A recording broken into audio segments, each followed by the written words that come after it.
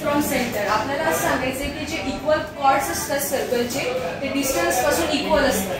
तर AB आणि CD हा कॉर्ड आहे, ते गिवन दिलेले आपल्याला. सर्कलचं O जे ते सेंटर आहे आणि AB आणि CD हा कॉर्ड आहे, त्यामध्ये परपेंडिक्युलर आहे OL आणि OM परपेंडिक्युलर आहे.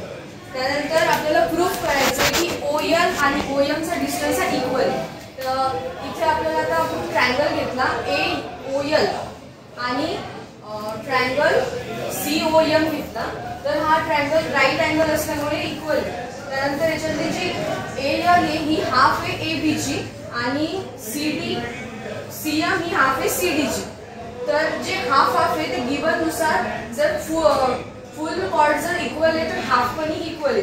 त्यानंतर AO आणि CO ही रेडियस आहे आणि हायपोटेनियस AO आहे आणि CO आहे. तर हायपोटेनियस हा हायपोटेनियसला इक्वल असतो.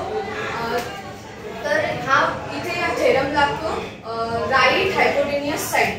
त्यानंतर हा ट्रायंगल ALO हा CMO वर ओव्हरलॅप होतो, त्यामुळे ट्रायंगल ALO हा कॉन्ग्रुएंट आहे ट्रायंगल CMO ला आणि OL ही OM ला इक्वल आहे. CTC congruent part of corresponding.